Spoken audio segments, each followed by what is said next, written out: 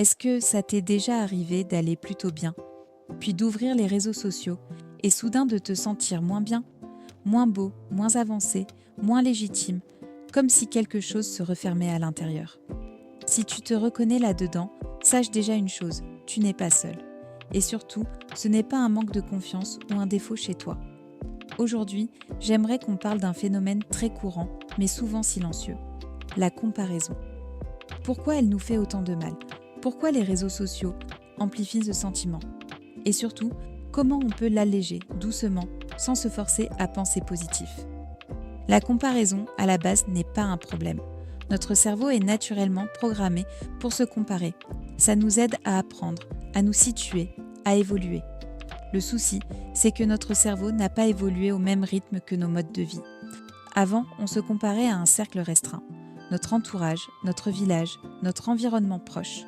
Aujourd'hui, avec les réseaux sociaux, on se compare en permanence, à des centaines, voire des milliers de personnes. Et surtout, on ne se compare pas à leur réalité complète. On se compare à des moments choisis, filtrés, mis en scène. En fait, on ne se compare plus à des humains, mais à des vitrines.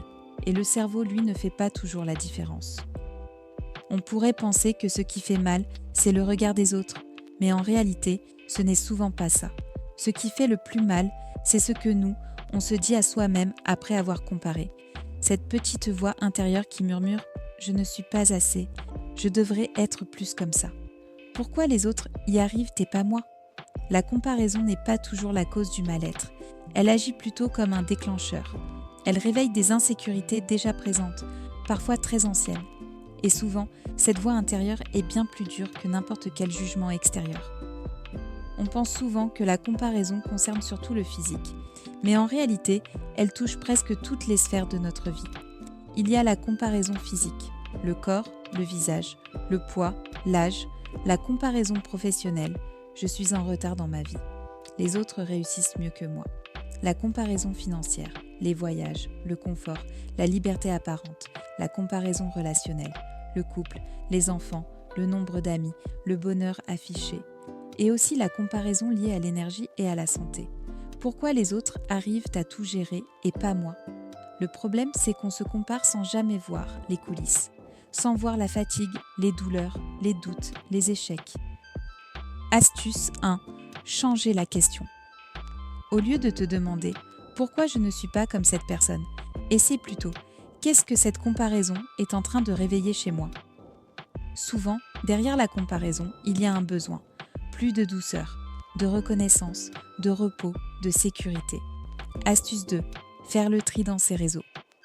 Tu as le droit de te protéger, se désabonner, muter, faire le tri. Ce n'est pas être jaloux, c'est prendre soin de son équilibre mental. Demande-toi simplement, est-ce que ce contenu m'apaise ou m'écrase? Astuce 3. Revenir à son propre rythme. Nous n'avons pas tous la même énergie, le même corps, le même passé. Se comparer avec une règle qui n'est pas la nôtre, c'est profondément injuste. Ton rythme n'est pas un retard, c'est ton rythme. Astuce 4. La neutralité bienveillante. Il ne s'agit pas de s'aimer à tout prix ou de se convaincre que tout va bien. Parfois, une phrase suffit « Je fais de mon mieux avec ce que j'ai aujourd'hui ». Et c'est déjà beaucoup. J'aimerais juste te dire que la comparaison nous fait croire que nous sommes en retard, alors qu'en réalité, nous sommes simplement sur un autre chemin. Ton chemin n'a pas besoin de ressembler à celui des autres pour avoir de la valeur. Si cette vidéo t'a parlé, n'hésite pas à laisser un commentaire. Et si tu penses qu'elle peut aider quelqu'un, tu peux la partager. Merci d'avoir pris ce moment pour toi. À bientôt et n'oublie pas de t'abonner.